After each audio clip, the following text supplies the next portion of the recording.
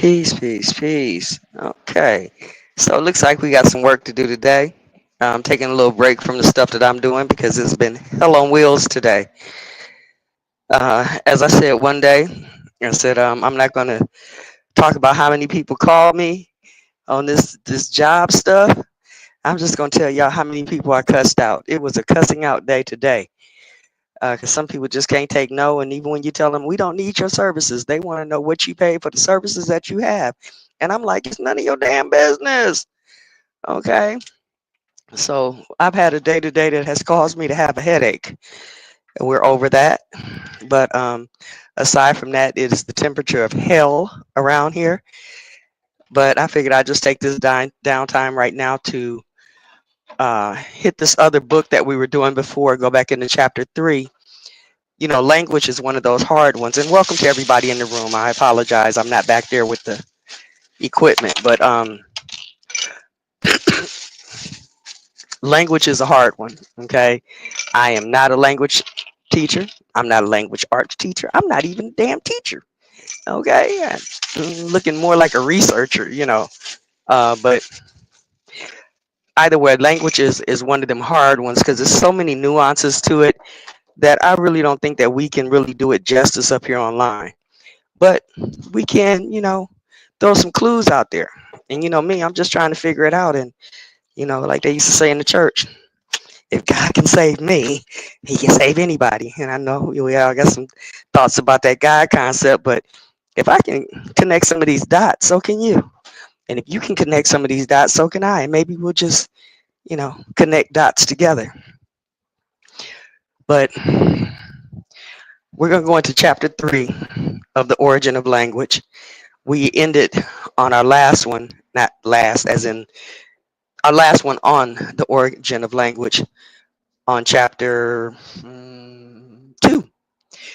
And this one, he's Carrie Blake and Carrie Beek and Paul Hatton.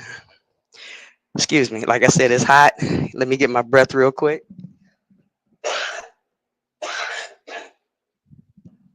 Ugh.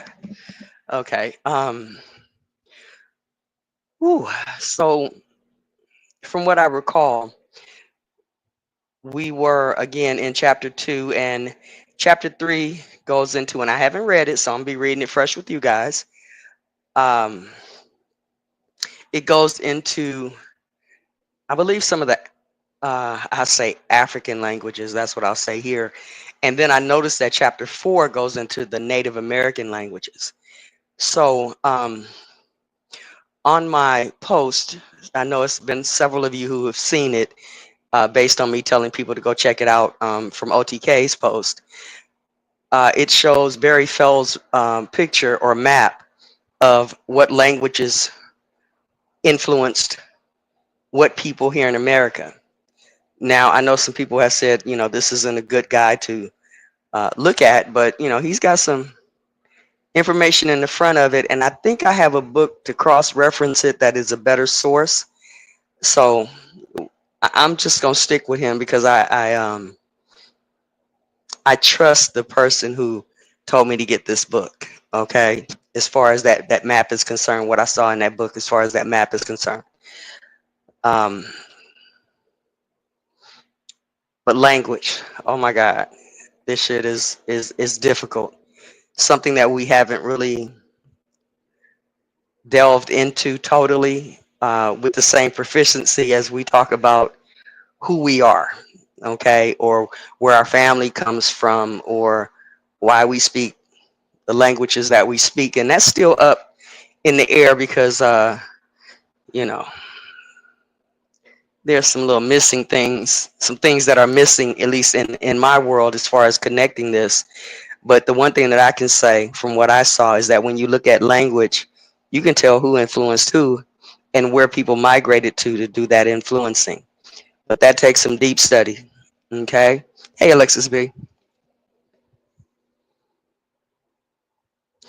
I don't know. That I don't know. I know his name is Barry Fell, and his book has to do with America BC.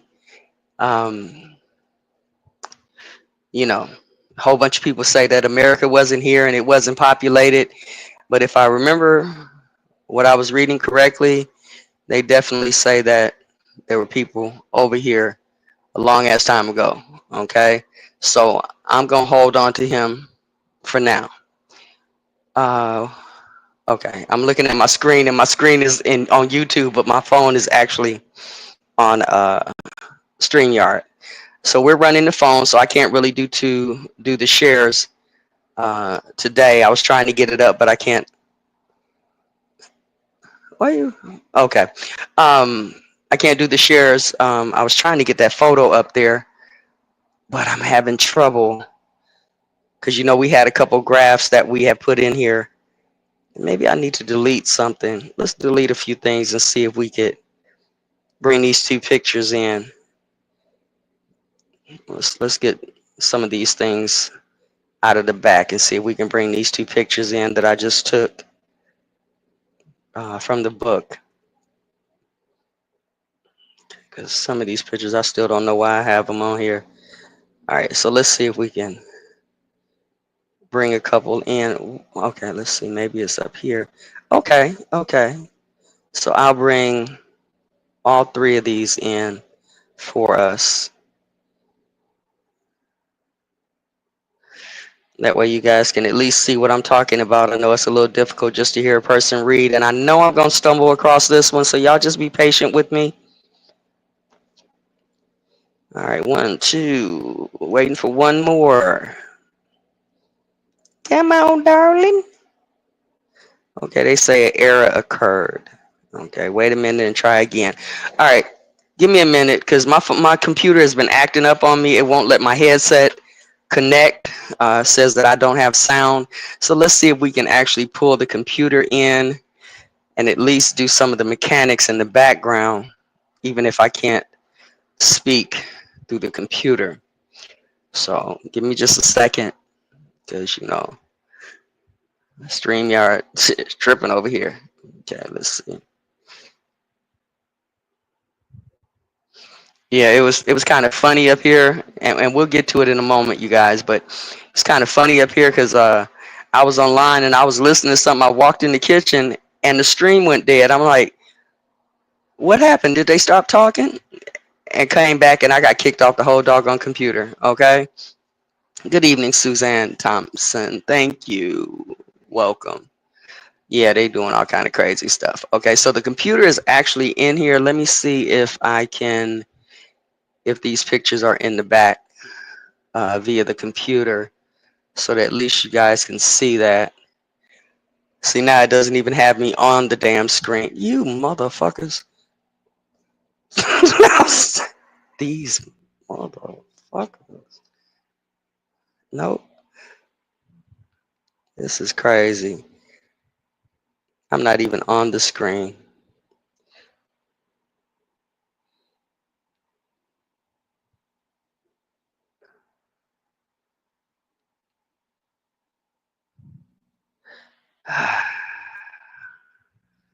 Let me see who's who.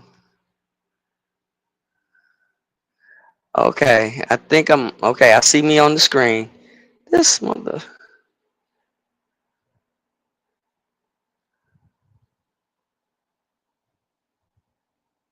Okay, I'm here, you guys. These motherfuckers. Okay, so let me see if I can get these pictures from the back just to show y'all what I'm looking at. All right, this one right here, and I did the picture large enough so that when you guys go over there on my post, you guys can read what's at the bottom to know what they were saying about this. Okay, and this is from Barry Fell's book, which is showing different influences into the Americas. Okay, not the other way around, but into the Americas. And the thing that I'm looking at is people have been talking about, yeah, they brought you English, they taught you English, this, that, and the other. And do those people speak English where it's coming from? No, not really. Okay, but I also have a dictionary set over here, a 3-volume dictionary set over here that has 7 languages in it, which is really interesting as far as what languages look the same, sound the same. Like I mentioned in one chat, this word, let me see if I can put it in the chat for you guys, just to show y'all a language connection here. Hopefully we can get it. Nope, it's not gonna let me do it over there, so I gotta do it over here. All right, give me a second, you guys. I'll show you this word here. Forhas.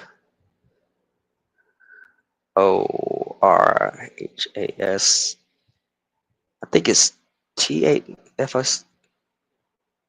I think this is the word in the Scottish language. Okay. Uh, that's the word in the Scottish language. And this is the word in the English language. Here go my phone tripping again. Come on. Okay. So you can see the connections between those two words right there. They're just dropping letters off, if you would. And then, of course, like with the O with those two dots on the top, what vowel sound is that? Because where we say we have 5 vowels, A, E, I, O, U, or 6, and sometimes Y, it's been said that there are 12 in English because we got I, A, all different tonal inflections on the same letter. So that's something that has to be added to language, but we don't really get that because of how we have learned the English language as far as writing it. Those accent marks aren't there. Kind of like how when back in the day the Moors used to say that we didn't lose our language. It's in a good unabridged dictionary in the brackets. And that's the way that you pronounce that. So it's about the sound values, which we did a little while ago, like that D would drop 3 on it. That's a particular sound value. The O with the line in the middle is the T sound or the TH sound, as well as another letter is the TH sound. Okay. Umlaut, 2 dots. Thank you, Carrie B, because I didn't know what to call it. I'm just stumbling through. Okay. Umlaut or umlaut. Okay. So, those are a couple things in that dictionary, the 3-volume dictionary with the 7 languages in it. There are certain connections that you really see with the language, and there are certain connections that you do not see. Because I'm under the impression that we don't speak German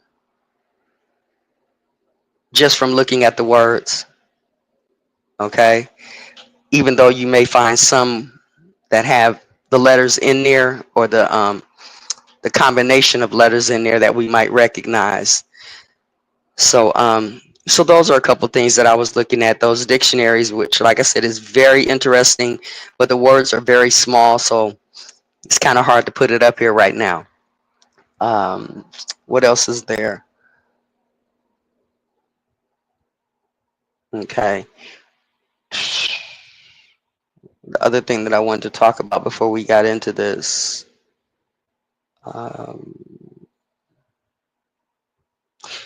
pictures. Okay, so this is the picture that is on my post, on my community section, talking about what influenced what. And I thought it was interesting that the Micmac, and according to Barry Feld, the Micmac and the Egyptian are closely related with the hieroglyphs. Okay, and even when he talked about the language, there were combinations that he was putting together with the Micmac, if you would, that look similar, you know,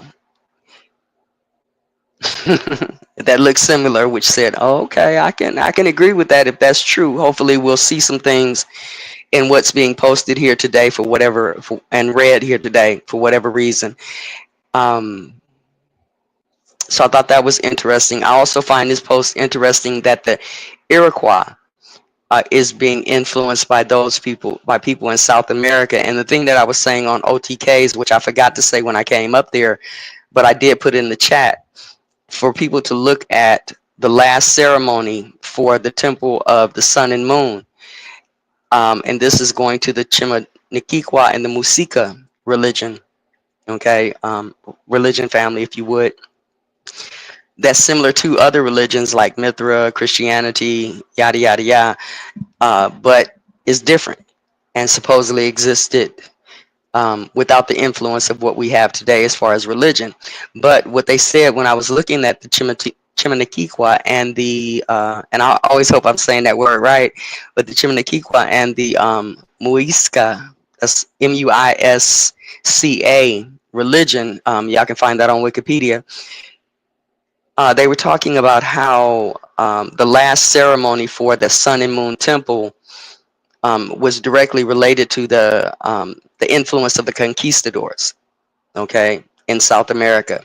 So when we say, hey, South America, don't blanket that term like all people who came from the South or everybody is a converso or a Sephardic Jew or any of that. You have to make the distinctions um, in your research to understand the breaking point of those two things, even though it says they're being influenced by South America.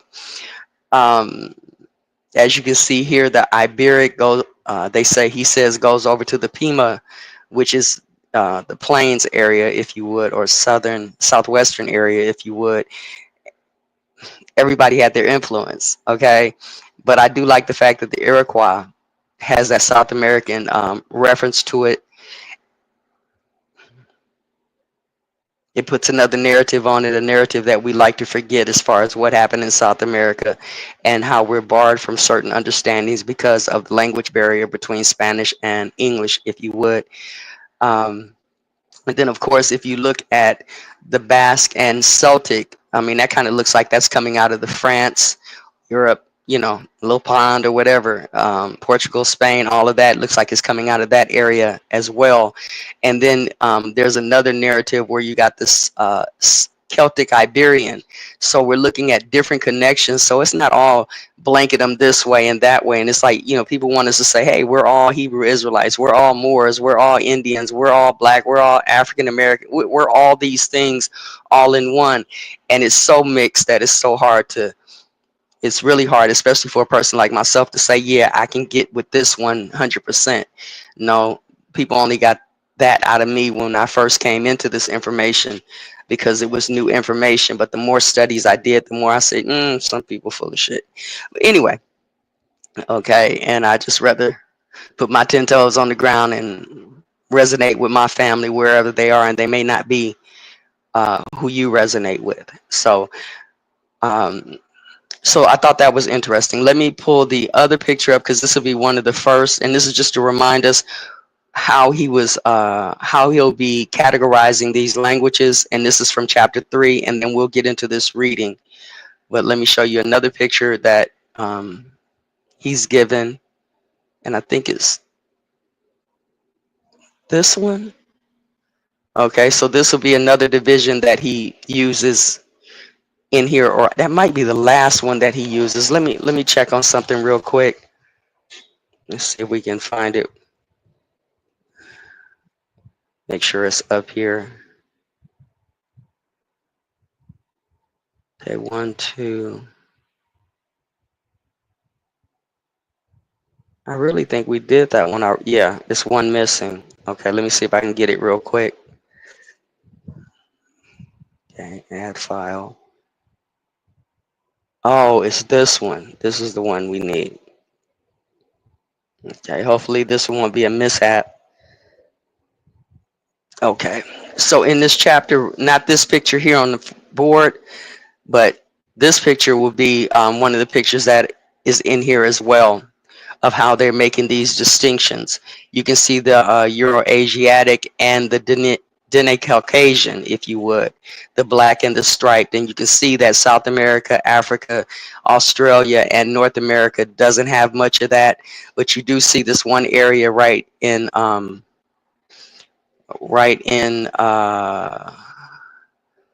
these plain lower southeastern area, almost where the Puma are, that also is referencing the Dene Caucasian, if you would. I don't know what all that means. I'm just sharing information that I found. So don't expect me to be an expert on this. I'm just sharing with you guys because I know sometimes it's a lot of stuff to study and we can't get to everything. So that's one of the things from chapter 3 that'll be in this book. And when we get to it, I'll pull the picture up for you. And then the last one would be here, like in the other installment, chapter number 1 and chapter number 2, where they gave us different languages. And if you remember, let's just go back. They gave us this, okay, showing the language families, how their close connection. Then he also gave us this right here. that showed similarities between different areas, which gave us uh, the categorizations, kind of like this here, okay, of those languages, or even the branching off in something like this right here, okay, with the Proto-Indo-European languages. But we don't have a map, we don't have a branch. I don't think we have a branch like that in this chapter, um, but we do have, similar to chapter 2, this would have been from chapter 2 here, okay, and here in chapter 3. I know I'm going fast, but you guys can always go back to the origin of language on Navi Study Hall and look at those again. But on this one, we'll be in these right here, which is the Euro-Asian language families. So let's get this reading started. I'm trying to wait for it to cool down around here so I can move around a little bit. Like I said, this is the temperature of hell over here. Probably shouldn't have taken that clip off of that one. But we're going to be in chapter 3. Okay. And hopefully that fan that's going on behind me isn't affecting the sound. Okay. All right. So this chapter 3 in the book, The Origin of Language, Tracing the Evolution of the Mother Tongue by Marriott Ruhlen, Ruhlen, is titled Controversy. Okay. Peace, focus, mind. It's entitled Controversy. Okay. And the subtitle says, What is debated? Okay. All right. So let's read here. It says in chapter 1, we saw how similarities among languages led Sir William Jones to posit a common origin for a group of languages that stretched from Europe to India, a group that later came to be called the Indo-European family. His suggestion of an evolutionary explanation to account for linguistic resemblances was a milestone not only in the scientific study of language, but even in the study of modern humans. In chapter 2, we applied these same techniques of comparison to languages elsewhere in the world to identify additional families of languages, each of which must be presumed to have evolved from a single earlier ancestral language. I could have given additional tables involving languages some spoken elsewhere, but I think by now you will have concluded correctly that these methods will work anywhere. And that's one of the things that he was showing us in the other 2 chapters. He let us categorize it, and then he revealed something in chapter 2 about what he had done in chapter 1. Okay, so let me continue.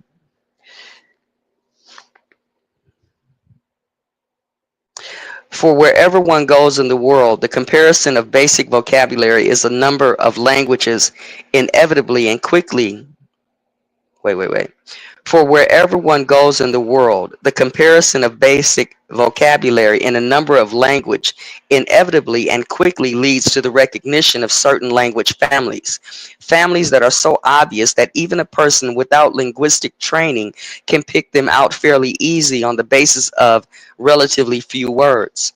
Furthermore, every family, every family you have identified up to now is accepted as a valid family by all specialists.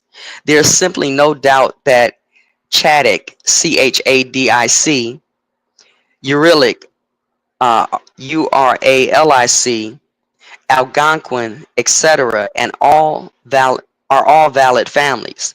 There is no disagreement about precisely what languages should be included in each, though there may be some disagreement about how the languages within each should be classified. That is how the language within each are related to each other. Um, and if you guys at any point can't hear me, please let me know in the chat because the phone is over there and I'm in front of the computer. Okay. It says, continuing on page 62, second paragraph. How many such obvious families would we find were we to carefully survey the rest of the world in the same manner? The answer is speculative and depends on how one defines obvious. But my guess would be on the order of 300 to 400. What this means is that these simple procedures will quickly reduce the world's linguistic diversity from roughly 5,000 languages to 300 odd families, a rather significant simplification. Some of these families, for example, Bantu, contain hundreds of languages, whereas others might consist of a single language. The Basque language of northern Spain and southern France is a well-known language isolate, that is, a language with no close relatives. It is thus a family consisting of one language. Parentheses says, this is not to say that it has no relatives, but rather that it has no close relatives of the kind we have been dealing with up till now, in parentheses. Okay? Families of families. Okay? And I'm leaving that up for you guys so y'all can actually view it. Okay? We haven't got to it yet. It's actually, we got 2 more pages before that shows up. So families of families, page 62, bottom of the page. At this point, it may have crossed your mind that we can simplify the world's linguistic diversity so quickly and so easily on the basis of a few words. We should move on to comparison of these obvious language families with each other to see if they do not aggregate into more comprehensive families deriving from a deeper time depth, and in so doing perhaps reduce the world's linguistic diversity even further. Although the Native American table, we have seen hints. Did we look at the? I thought, okay, that's got to be in chapter 4. Okay, my bad. Let me try that again. Um, Already in the Native American table, we have seen hints that the 5 families we identified there are not all equally distinct, since 3 of them seem perhaps somewhat closer to each other than to either of the 2. Hold on, you guys. That he says we saw it already. Oh, snap.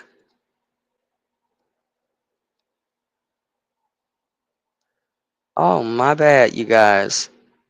Okay, we're ahead of ourselves right here because he did show it. Okay, I skipped a chapter, but we're going to continue with the controversy, and then we'll slide back to the ones you guys are probably really looking for, which is language families, what is known, and that's where they talk about the African languages, the Native American languages, and probably a couple others. And that's a relatively big chapter, but I'll come back and I'll do that one. We'll just continue here with chapter 3. Um, just wet y'all whistle to go back to chapter 2, right? Okay, my apologies. I thought we were in chapter 3. All right, but let's continue. Okay, furthermore, the comparison of language families with one another is really no different from the comparison of languages themselves. In fact, since each language family derives from a single earlier language, comparing the Indo-European family to the Uralic family amounts to the same thing as comparing the Proto-Indo-European language with the Proto-Uralic language. That is, we are we are simply classifying languages that exist at some earlier period in the past. Whether these proto-languages all existed at precisely the same time is not crucial, and no one has ever objected to comparing, say, the Anatolian branch of the Indo-European, which died out over 3 millennia ago, with the Albanian branch, which is attested only from the 15th century AD on. In comparing language families, there are a number of inconveniences that must be overcome. When we compare languages, we use a dictionary for each language compared. Unfortunately, the dictionaries for language families are of a rather desperate sort, which complicates comparisons at that level. Some language families, such as Indo-European and Uralic, have excellent etymological dictionaries, each one a dictionary of the roots that characterize the family, supplying a reconstruction of each root and the full citation of all the modern forms deriving from that root. In such case, we can simply use the reconstruction of a word to represent the family, so that the Proto-European DWO, TWO, would stand out for all the various Indo-European forms given in the first column of Table 2. And I think you guys are looking at Table 2. No, You're not. That was from a previous one. Okay. I think that might have been from this one. Yeah. Well, no, it's not in that one. Is it in this one? Oh, shit. Okay, it might be in this one. Let me try that again. The number two. No, it's okay. Two. Yeah, two, two. First column right here. Okay. Look at this. The number two written out right here at the top. If you go down to H, it says DO with that accent mark on it. But if you slide, I'm sorry. No, I got that wrong. Yeah, that's the number two. Okay. Two, duo, duva, duva. Okay. I was going to say something else. I was going across the other way. My apologies. Okay. But I think they're talking about that one right there. Let's go back to the one we're going to see in a minute. Okay. So for the letter two, and if I'm going too fast, you guys just let me know and I'll slow down some. If you're having trouble comprehending, what the hell? I don't know why you have a mic check going on because it's not on my computer. I'm on my phone. Okay, got you.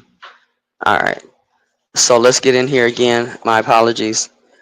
Um, to read that last paragraph, or that last sentence, whether these proto languages all exist at precisely the same time is not crucial, and no one has ever objected to comparing, say, the Anatolian branch of Indo-European, which died out over 3 millennia ago, with the Albanian branch, which is attested only from the 15th century AD on. In comparing language families, there are a number of inconveniences that must be overcome. When we compare languages, we use a dictionary for each language compared. Unfortunately, the dictionaries of language families are of a rather desperate sort, which complicates comparisons at this level. Some language families, such as the Indo-European or Uralic, have excellent etymological dictionaries, each one a dictionary of the roots that characterize the family, supplying a reconstruction of each root and a full citation of all the modern forms deriving from that root. In such case, we can simply use the reconstruction of a word to represent the family, so that Proto-Indo-European dwa or dwo, 2, DWO, TWO, would stand for all the various Indo-European forms given in the first column of Table 2. For other families, such as the Dravidian, there are also excellent dictionaries, but without reconstructions of what each root originally looked like. Rather, there is simply a list of words in various modern languages that are presumed to be cognate, that is, presumed to share a common origin, but the more arduous task of specifying the exact form of each original root is not attempted. Lacking a reconstruction for a set of cognates, we must simply choose one of the modern forms that seems to represent best the sound and meaning of the root. Finally, it should be noted that the dictionaries of various families differ considerably in the number of recognized roots, whereas Indo-European and Uralic URALIC have over 2,000 recognized roots, and Dravidian over 5,000. For many families, the number is only several hundred. For many families, the number is only several hundred. It would be nice if we had a complete dictionary. Um, it would be nice if we had a complete dictionary with reconstructions, each for the family we want to work with, but even if these were available, we would find that the ancient families simply have fewer roots than do the obvious families we have dealt with up to this point. And in any event, the reality of the linguistic literature, considering that such basic work has been woefully neglected during this century for reasons we shall touch on later, is that the materials we have for various parts of the world are quite heterogeneous, not only in extent and character, but also in rigor. Thus, as in any historical science, we must make do with the evidence at hand. There is one other modification we must make in the rules we've been employing up to this point. In the tables in Chapter 2, the form of a word used in a given language had a single meaning. Thus, while we allowed the sounds to change in certain predictable ways in related words, we kept the meaning unchanged so as not to muddy the process. In reality, of course, meanings can change just as easily and as often as sounds do, and we were able to get away with such unrealistic simplifications in the tables simply because we are dealing with obvious groupings. In comparing language families now, we will be permitting simple Semitic shifts just as we have accepted simple phonetic shifts up to this point. This should not be construed as an extension of the rules, for in fact, the same rules were in effect at the obvious level. We just didn't bother to identify them all. Table 8. Table 8 is what you're looking at right here.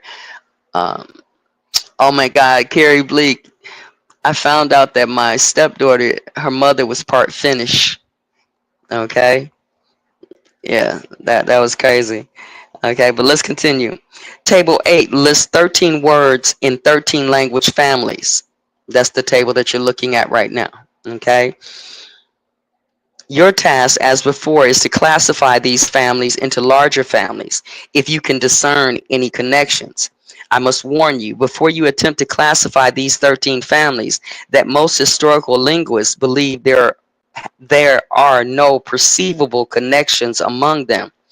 But why don't we have a look for ourselves?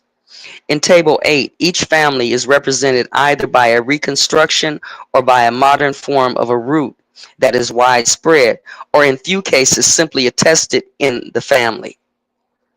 In the table, I have waived the requirement for asterisks before reconstructed forms, so as to spare you preconceived notions.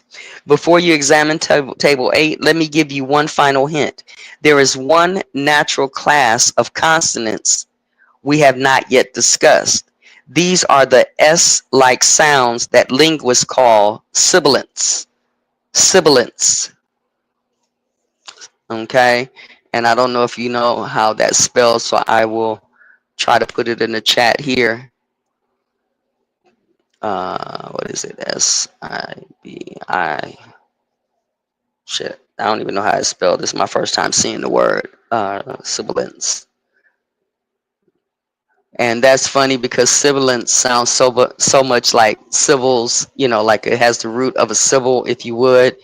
And then just to go off the beaten trail for a minute, I was looking in uh, Barry Fell's book, and he mentioned one of the words for to be weak, in the Mi'kmaq and Egyptian, and it was N-A-U-W. Okay, and then another variation in the Egyptian, no vowels basically. And I was remarking to myself how that N-W in the Egyptian, or N-A-U-W, could be misconstrued as new, and would they be saying that what they created as far as New Mexico, the New World, New France, New Spain, New York, all of this, is that a subtle reference to it being weak? Okay. But on top of that, in looking at that word, I put it into the chat and I didn't even explain it. And then I went to go look for it to see if the meaning would be the same on Google as it was in the book. And it brought me to variations of that word sounds, words that sound like that or almost look like that. And there was a word, I think it was NU with two umlauts on it.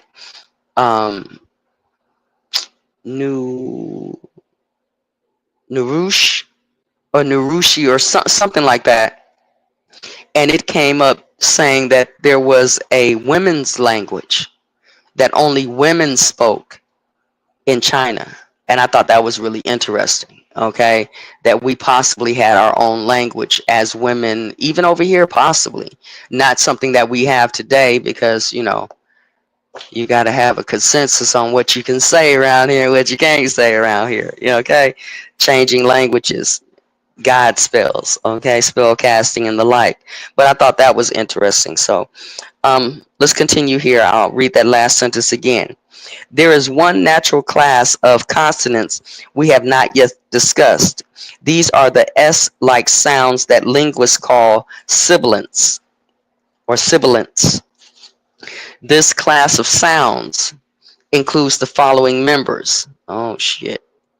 Okay, let me show you what we got. We have a C with the upside down chevron. We have the TS. We have the S. We have the S with an upside down chevron. Um, we have the J with an upside down chevron. We have D and Z together. We have an upside down chevron. Okay, so those are those sibilants, those S-like words. So furthermore, within the class, the first four and the last four constitute well-defined subgroups. The first four, okay, and the last four, okay. Uh, try to keep this in mind as you classify the language families in Table 8, okay. I know it'll take me a minute to try to put those letters in the chat or those symbols in the chat. I don't, damn it, phone getting hot. Let me see if I can,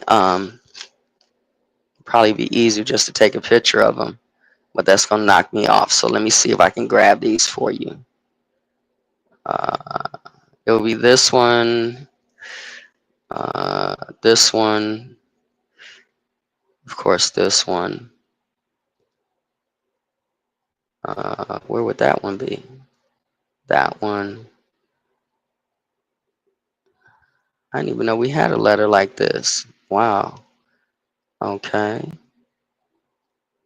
This one here. This one. Let's move that over one. Sorry, you guys. I'm trying to put this in the chat for you. Okay, because we'll just say, hey, it's the letter S, it's the letter Z. But it's not. It's more than that in terms of language. But this is not something that I've studied and possibly not anything that you guys have studied as well. But those are those letters that the author was referring to right there, the S sound words. Just core that. My phone is getting so hot back here. Let's see if I can bring this closer. Help that out a little bit. Okay. All right, let's get back to it. So those are the letter references right there. So it goes on to say that it's very easy or well-defined subcategories. To keep this in mind as you classify the language families in try to keep this in mind as you classify the language families in Table 8. The politically, damn, I hope don't nobody call me. Okay, my bad. The politically correct answer to Table 8 and the only answer that would be acceptable to a PhD oral examination in historical linguistics is that there is no evidence that any of these 13 families is related to any of the others. Is that what you found? Of course not. And I haven't looked at the table, I'm just reading, you guys. Of course not. For here we have stumbled upon one of the great hoaxes of the 20th century science. But before we can discuss this hoax, its origin, causes, and subsequent development, let us first dispassionately examine the evidence in Table 8.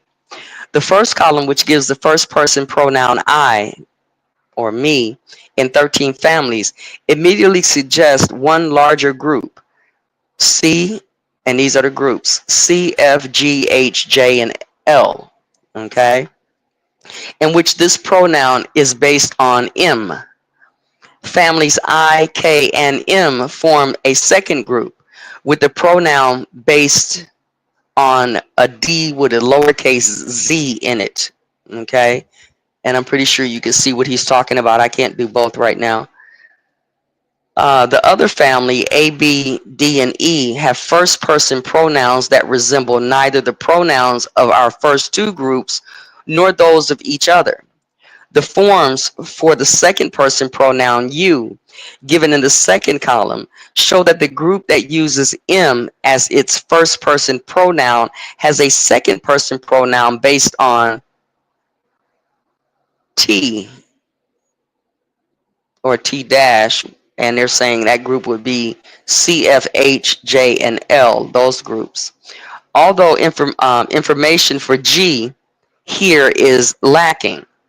A second group, much like I, K, and M, or IKM, those groups, whose first person pronoun was based on the DZ, has a second person pronoun based on either G, IK, or the phonetic similar K in IBEM. And I'm a little confused or as fuck right now. Okay. Um,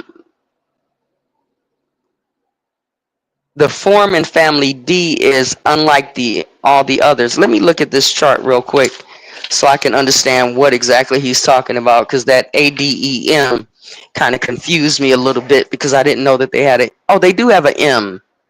Okay, they do have an M down there. Let me move this banner out of you guys' way. Okay, let's stop this ticker right here. So let me see what he's talking about here. First person, I, me, my. Okay, okay, okay. Okay, okay. And then the second person, okay, there's the K. Okay, dash T down there and a TE on that one. Okay. Okay, ADEM. ADEM.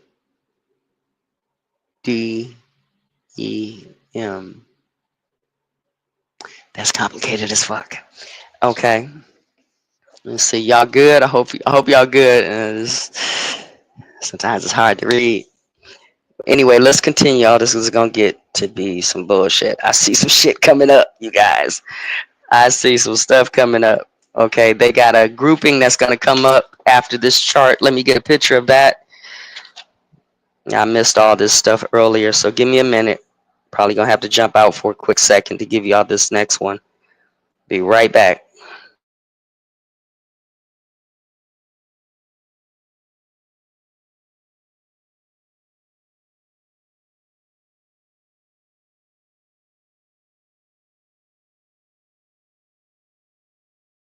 Back in.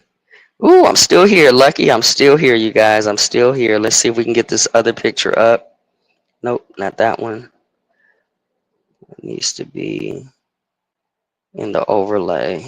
Let's try to get this one in here because there's another picture that he's going to introduce, or another diagram table that he's going to introduce. And that would be this one here. Okay, so that's coming to the floor in a moment. All right, let me continue to read this page, and when we get to that diagram, then I'll show it to you.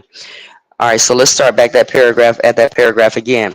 The forms for the second person pronoun you, given in the second column, show that the group that uses M as the first person pronoun has a second person pronoun based on T dash, which would be groups C, F, H, J, and L.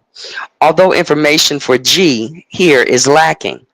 A second group, much like I, K, and M, and they just say IKM, whose first person pronoun was based on the DZ, has a second person pronoun based on either G, lowercase, with the IK for I and K, or the phonetic similar K in ABEM, those groupings. The form in family D is unlike all the others. When we examine the words for who, in the third column, we find that the same first person, or the same first group, in groups C, F, G, H, J, and L, has a form based on kin, K-I-N, or kin, K-E-N, while a second group, now the BEIKM group, has forms based on the letter N. The other two forms from families A and D resemble each other somewhat depending on what T stands for, but when we see that the two families nowhere resemble each other in any other forms, it is likely that this single resemblance is merely fortuitous. Thus, after three words, the picture that is emerging based on the most fundamental and stable vocabulary is of two large groupings of families, C, F, G, H, J, and L, and B, E, I, K, and M, and two leftover families, A and D, that represent neither each other or either of the two larger groupings. We can represent this classification as CFGHJL separated from BEIKM separated from A separated from D, or in the graphic form in figure 7, which would be this grouping that I'm about to show y'all. I hope I ain't blowing y'all away with this, because I know it can be a little complicated. So here's the grouping right here that they're giving you of what they just said, and I didn't get the picture big enough, so over here on this last part would be the A. Okay, on the right hand side of the screen, that would be the A, but I didn't get the whole picture there. So that's the grouping that they're talking about from this chart right here. Okay, so that's where we are in the picture right now, talking about the grouping of this, and it's going to get a little confusing. Some other illustrations that's going to be complicated, or some words in here that's going to be a little complicated, but I'm going to try to do my best here. Okay, so here it says on page number 67, second paragraph, I will not take time to discuss each word in table 8, but I will point out some of the most telling evidence supporting two large groupings we have identified. In addition to the M dash and T dash pronoun system and an interrogative pronoun based on K, the first large grouping reveals words for what, and in parentheses it has YO or YA. Okay, this in parentheses it has KU, that it has in parentheses TO or TA. So these are other languages that those words are showing up in, okay, and how they're spelled. Bark, like a dog, or the bark of a tree, and that it says of a tree, and we have K in parentheses KAPA for bark. Then we have feather, in parentheses it is tuluk, which is TULUK. Okay, for dark, they have POLM. For speak, they have KELE. Okay, and for take, they have KAPA, which is really interesting because the word for bark of a tree is KAPA, and the word for take is also KAPA. Okay, so just to explain what that sentence said. The similarities of most of these forms are obvious enough even to the untrained eye, but a few of the forms are sufficiently deformed as to require explanation. For the word feather in family H, here go to weird shit. I'm going to spell it and then tell you where to put the accent marks and what accent mark. So for the word feather in family H, let's go back here so y'all can see it too. Okay, feather. Oh, so I don't have to explain it. Y'all can look in the letter H for feather and you see what he's talking about. So for the word feather in H, that ICELCLX is one such case. I suspect that this form is related to the Tuluk, TULUK root. If we begin, and how is that related to, okay, feather. So G is Tuluk.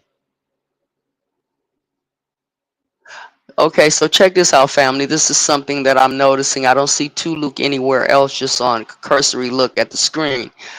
Tuluk over here in the book is spelled TULUK, but on that chart,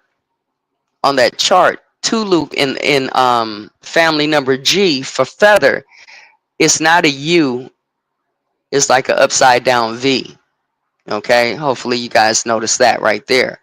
So that's interesting how languages are going to change. And all I hear is he's spelling my name, Biek. Okay, okay. Um, so that's interesting right there. The TULUK root has something to do with the ICELCLX and H. Okay, don't exactly know how they figure that out unless we're pronouncing the words wrong. Um, in any regard, let's continue. If we begin with the reduplicated form of the root as it appears in family J, which just happens to be geographically closest to family H, J, Tusluk. Okay, there it is. Y'all see it down there. TSULUK versus in J versus G, which is TH upside down V, L upside down V, and K. That's really interesting. That G and J might have some be closely related right there. Okay, just adding that S and the changing of the sound. But let's continue. Let's continue. Geographically closest to H family, and add an I prefix to it. We have, and I'm gonna spell it, or I. Okay, okay. I Suluk, Suluk. So I dash TSULUK dash TSULUK. Uh, I Suluk Suluk. And I can't do that TS sound together. Okay, but anyway, um, and add the I prefix to it, we have that letter. Okay. From this rather long word, one can easily envisage a number of simple phonetic shifts that would result in the attested form, spelling them out, I-TSULUK-TSULUK is greater than or goes over to I-CULUK-CULUK with the inverted chevron over the C, to I-CULUX-CULUX with the upside down chevron, to greater than or morphing into I-CELUX dash CELUX with the chevron over the C. Two, they're telling you how this shit morphs into over this way. I-CELX dash CELX, still with the chevron over the C. To ICEL dash CEL, chevron over the C, to I dash CEL dash CLX, still with the chevrons over it. So it's showing you how it morphs going forward. And I hope you guys understood that. If y'all just play it back and write as quickly as I said it, y'all would understand what I just was conveying to you guys. And it says, which is in the form of family H. Okay. Saluk, Saluk, Saluk, Saluk, yeah, all of that stuff. Selects, all of that stuff. I selects, all of this. Okay.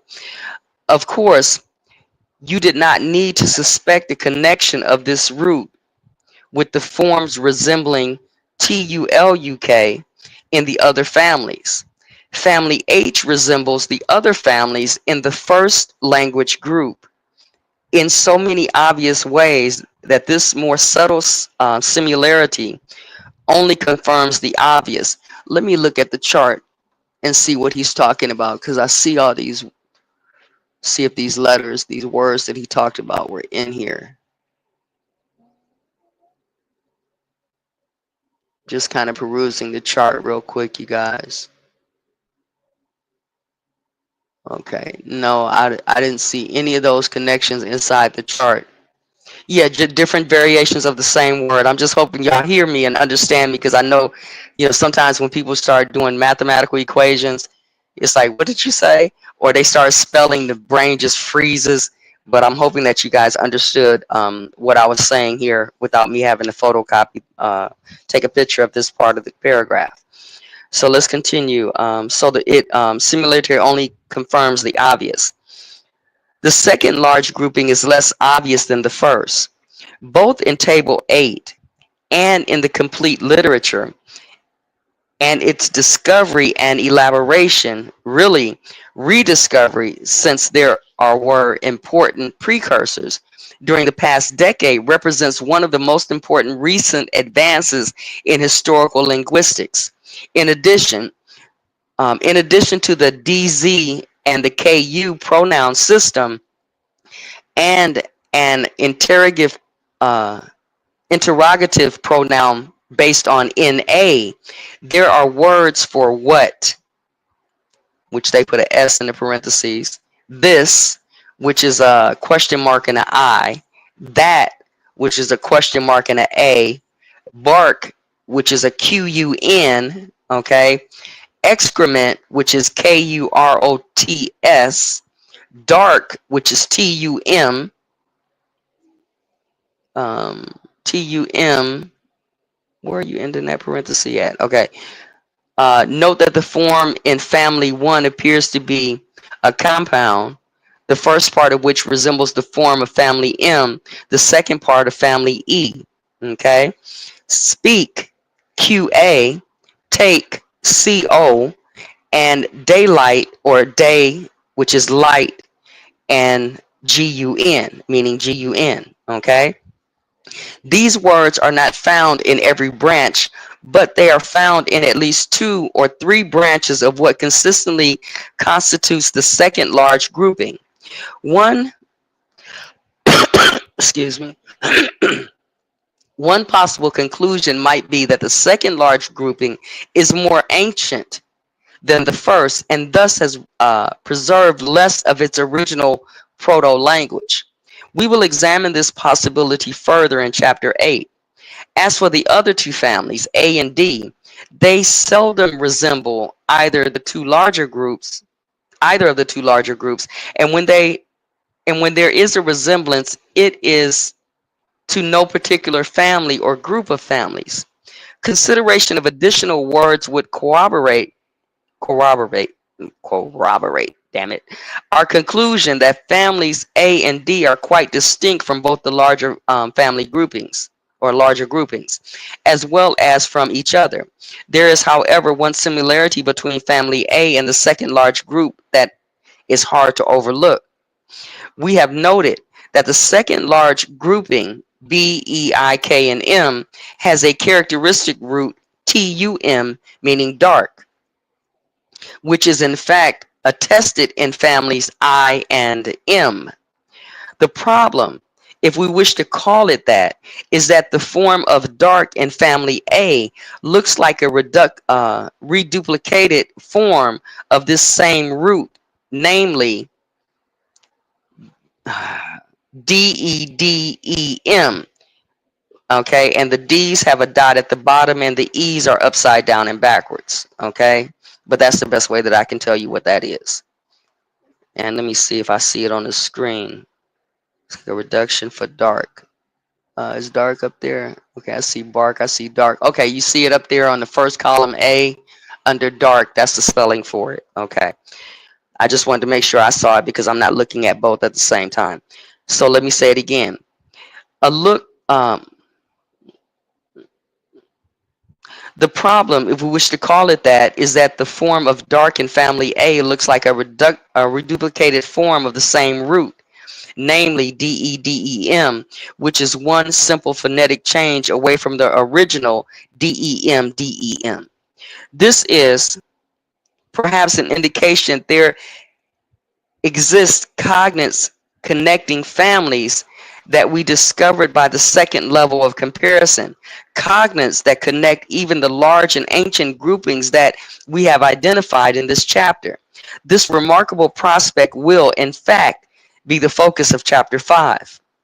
Let us now identify the language family that you have classified in this chapter. Family A, Oh, here we go, y'all. Here's the breakdown. I'm sorry, here's the breakdown. Here's the breakdown of your letters over there, your column, your first column.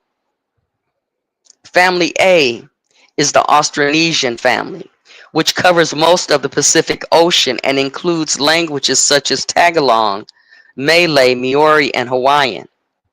Family B is the Basque, a single language spoken on both sides of the Spanish-French border, or Basque. Okay.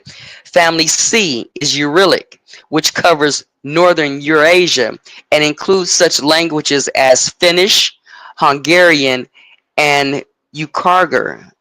Uh, Yukaghir, and that's Yukaghir. Okay, as we saw, he says as he saw in chapter 2. Family D is the Cohesion Khoisan, there it is, Khoisan family of South Africa, which you distinguish from other African languages in Table 3. And mind you, we got to go back to chapter 2 to find out about Table 3. Family E is the Sino-Tibetan, which you distinguished in Table 5. The best known of over 200 Sino-Tibetan languages are Chinese, Tibetan, and Burmese. Family F is the Altoic family, consisting of 3 subfamilies, Turkic, Mongolian, and Tungus. This family stretches across much of Eurasia from Turkey to the northeastern Siberia. Okay. Family G consists of 3 quite distinct languages, Korean, Japanese, and Ainu, A-I-N-U, which many linguists consider unrelated either to each other or to any other language. Recent work, however, indicates that they form a group that is likely closest to the Adic or Altic family, A-L-T-A-I-C group, okay? The first person, me, this is in the parentheses, the first person, M-I, in this group comes from Old Japanese. Modern Japanese, as well as Korean and Ainu, does not preserve this root, and that's the end of the parentheses. Family H, y'all gonna make my teeth fall out my mouth. Okay. Family H is the Chukchi Kamchakan family. And I'll spell it for you. Chukchikamchatkan family, which is found in the peninsulas of the same names in northeast Siberia, just across the Bering Strait from Alaska. Family I is a single language, the Burushaski, Burushaski, spoken in the mountains of northern Pakistan or Pakistan. Family J is Eskimo Alouette or Alouette. I want to say Alouette, Jonte Alouette, but I'm not going to say that. Alouette. I can't pronounce the damn word right now. Okay, but Eskimo Alouette, which, as we saw in the last chapter, extends from the Aleutian Islands in southwestern Alaska across northern Canada to Greenland. Family K is the Caucasian family, located in the Caucasus Mountains between the Black Sea and the Caspian Sea. None of its languages is well known except to linguists, from whom they are renowned for their abundance and variety of consonants. Family L is the Indo-European family, which we met in chapter 1. Finally, family M is the Yanisian family, Yenisian family, spoken in the Yenisei River, along the Yenisei River, Yenisei River, in central Siberia. It consists today of a single language, Ket, K-E-T, but a few other extinct Yeniseian languages are known from historical records. The first large grouping of families that we discovered, grouping C, F, G, H, J, and L, connects the Indo-European, Uric, Altuic, Korean, Japanese, Inuit, Chickakamchakan, whatever that is, that we read before, and the Eskimo Aleut family, in a more ancient family called Eurasic, I'm sorry, Euroasiatic, by the American linguist Joseph Greenberg. It also includes the Gilyak or the Nivix, Gilyak, Gilyak, or Nivix, Nivx language spoken in the Sakhalin Island, Sakhalin Island, and along the facing coast of Asia, a language which space did not permit us to include in Table 8, but which shares many similar words with the other Euroasiatic families. For example, TIUYA, what, XIP, bark, POLM, make blind, QLAU, converse, and KIP, take, just to mention those Gilyak forms that appear to be cognate with the Eurasiatic, roots exemplified in Table 8. One of the most impressive pieces of evidence for the validity of the Euroasiatic family is a grammatical pattern whereby plurals of nouns are formed by suffixing t to the noun root. Okay. In parentheses, it says, just as s is suffixed to nouns to form English plurals, as for example, in cat and cats. Okay. So it says, whereas duals of nouns are formed by suffixing k. All right. So y'all caught that? In the pattern for the Euroasiatic is that basically they put a T on it the same way we put an S on it in English, and in another language, the dual is a K that they're adding to it. Okay. And it says here, a dual may be thought of as a special kind of plural in which the number of objects referred to is exactly two, rather than two or more, as with the normal plural suffix. As early as 1818, this K and T dual plural pattern was noted by Rasmus Rask, Rasmus, for those of you taking notes. Rasmus Rask, in two different families that we would today call Uralic and Eskimo Aleut, or Aleut. It was also Rask who, in addition to being one of the great early Indo-Europeanists, first connected the Aleut language with the Eskimo languages as the Eskimo Aleut family. In the early days of comparative linguistics, such widespread patterns between families that were obviously not closely related were not automatically dismissed as borrowings or chance resemblances, or buried under any of the other myriad of myriad, I want to say that a different way, Murad excuses, probably got that word wrong, that have become fashionable in recent years to explain away evidence for genetic connections that fall short of the obvious. In fact, however, the KT dual plural paradigm is considerably more widespread than Rask realized. Let me say that again. I'm stumbling a little bit because I messed up.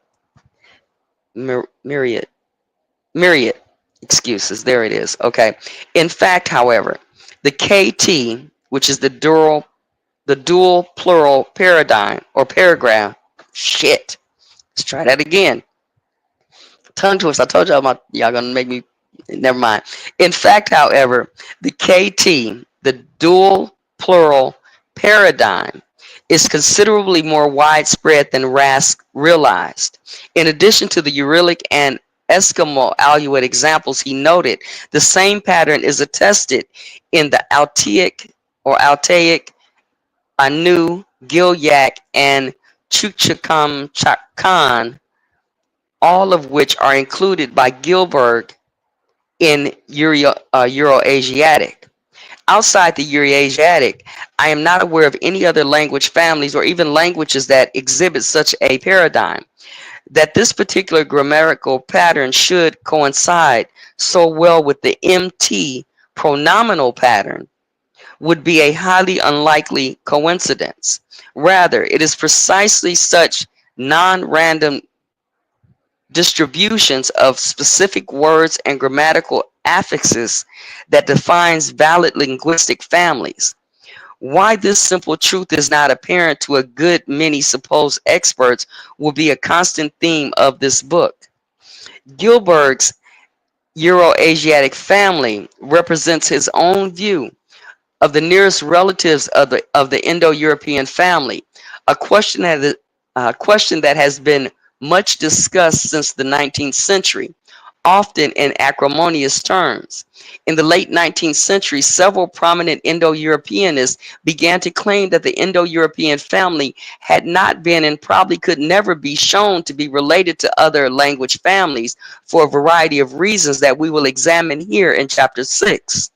The American historical linguist William Dwight Whitney expressed this pessimistic verdict in 1867 when he wrote that linguistic science is not now or cannot ever hope to be in condition to give an authoritative opinion respecting the unity or variety of our species.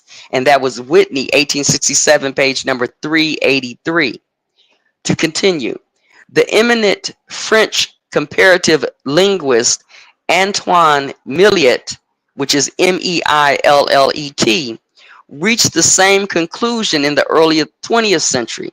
They quote him here as saying, if we are far from being able to group all the proto-languages, and especially if the comparative grammar of even the best known groups is imperfect, if the Indo-European family is the only one where such work is truly advanced, if except for Semitic, Finno-Ugric,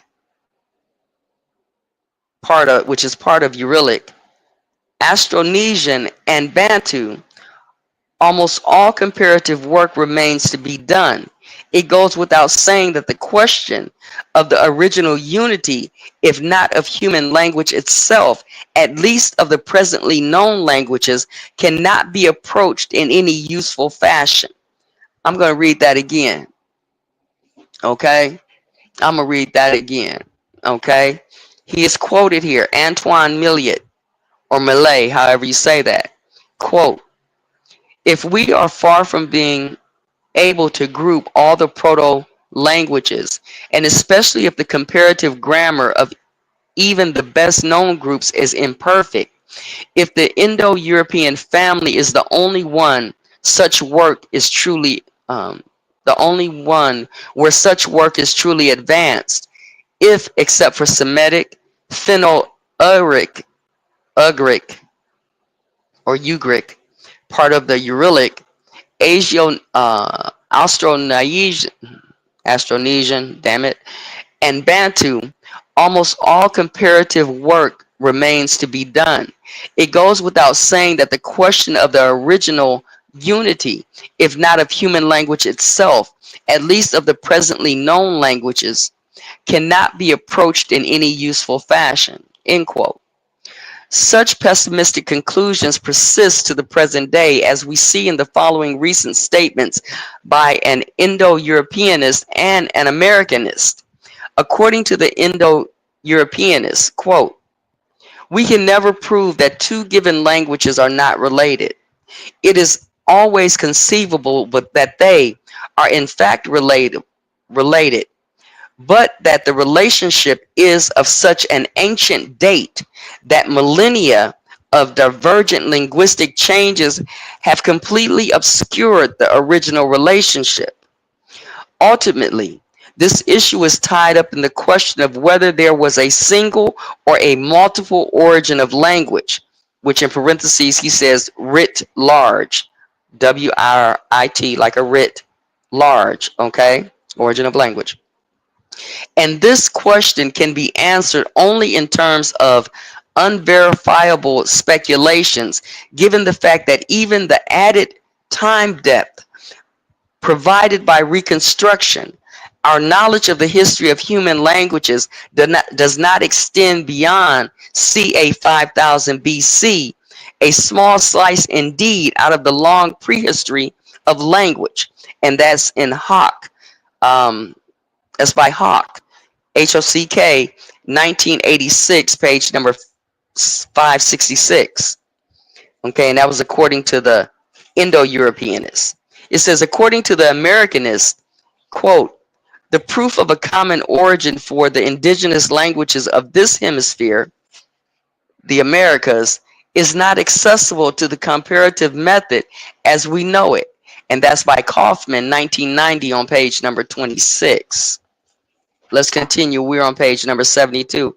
I know I'm struggling over this, you guys, but I'm hoping I'm saying it in a way that you can understand what I'm actually reading. Okay?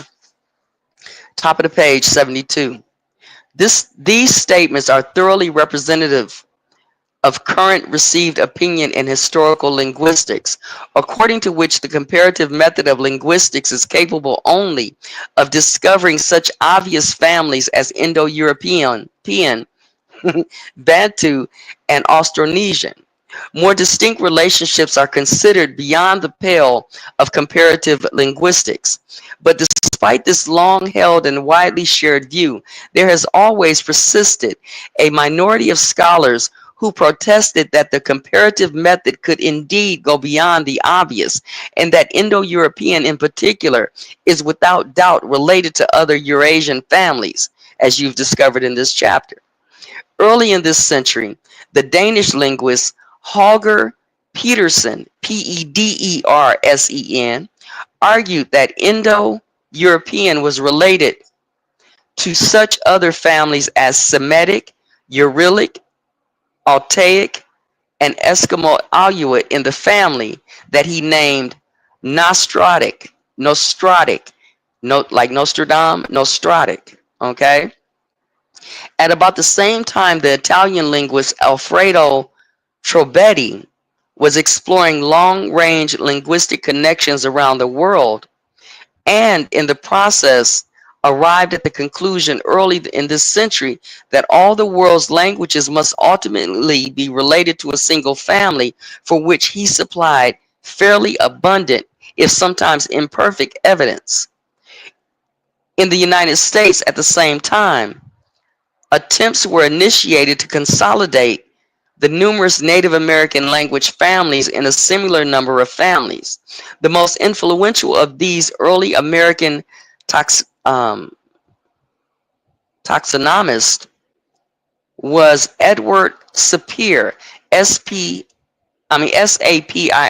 Edward Sapir, Sapir, who made several startling discoveries in the second decade of this century. By 1920, however, Sapir had virtually ceased his taxonomic work, owing at least partially, no doubt, to the heavy criticism he received from his peers. One of Sapir's students, Maurice Swadesh, Swadesh, was also active in the investigation of distant linguistic connections. Swadesh specialized in the Native American languages, but kept an eye on the global picture as well. Like Trombetti, he concluded that all extant languages are very probably related in a single family. He published relatively little evidence for this hypothesis, however, and it must be admitted that some of his etymological conjectures are unconvincing.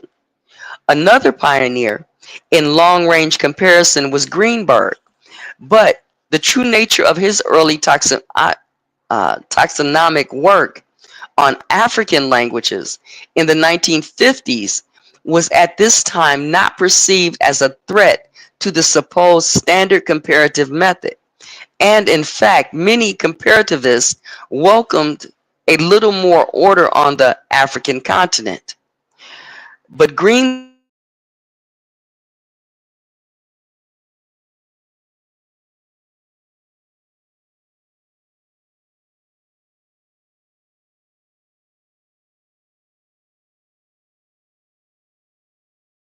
indeed revolutionary. Greenberg's African classification was indeed revolutionary. I ended up running across this when I was looking at language earlier this year. I did run across the Bantu languages. I just can't remember where I was at. And it talked about how they were standardizing that language, I think as late as 1978. And I thought that was really interesting, odd and interesting and suspect for them to be standardizing the Bantu languages in a time when I was in high school. Okay, shouldn't it have been standardized a long, long time ago? If those were, are never mind. Okay, but yeah, there's something out here about them standardizing the Bantu languages. I believe it was 1978. So let's continue language here. Let's continue reading here.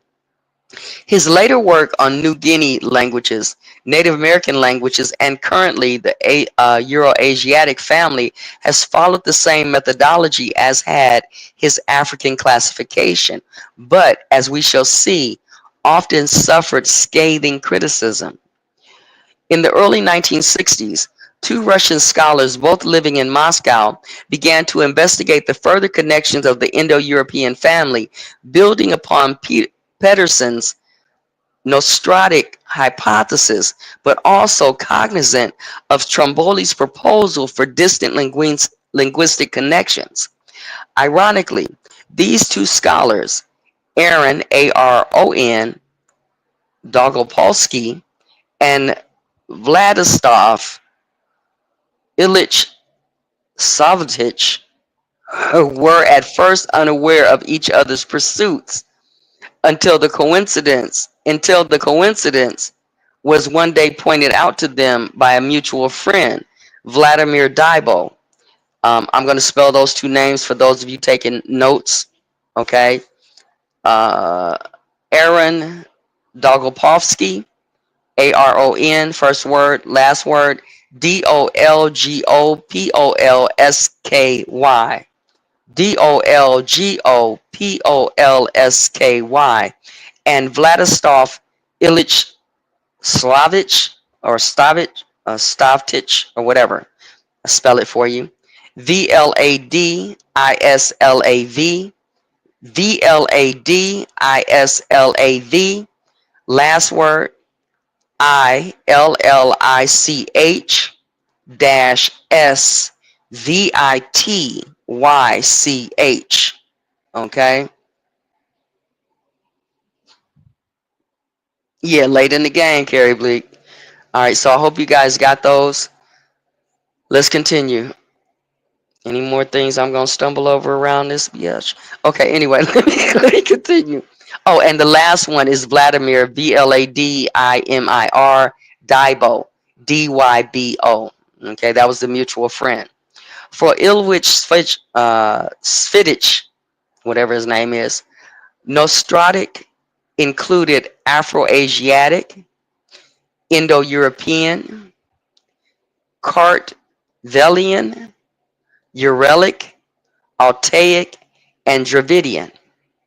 The possibility that other families might also be members was not excluded, but Illich, I'm not going to say his last name, his other part, Illich, y'all got that part, felt that reliable data for other families was not yet available.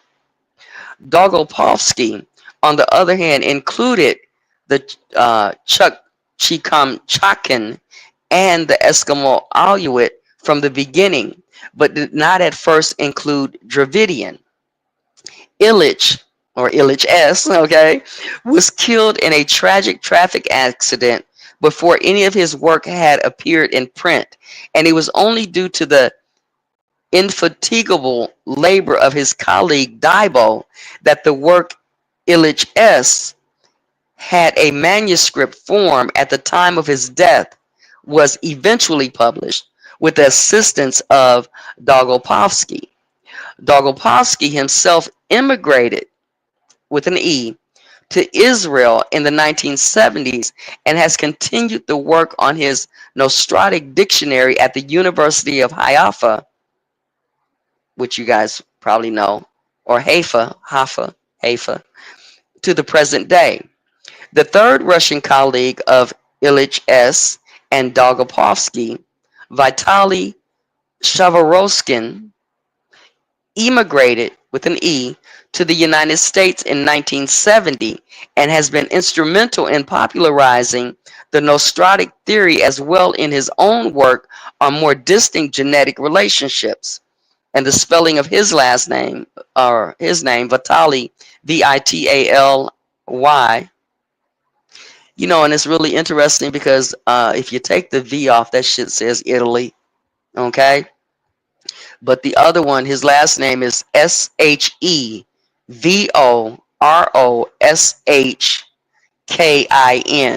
Okay, so that's his name, Vitaly Shavoroskin, or something like that. Okay, so he immigrated to Israel, or I'm sorry, to the United States. Okay, so let's continue here. We will discuss in chapter 6 the reason why Greenberg's Eurasia. Here we go. Eurasia. God damn it. Um, Euroasiatic. There it is.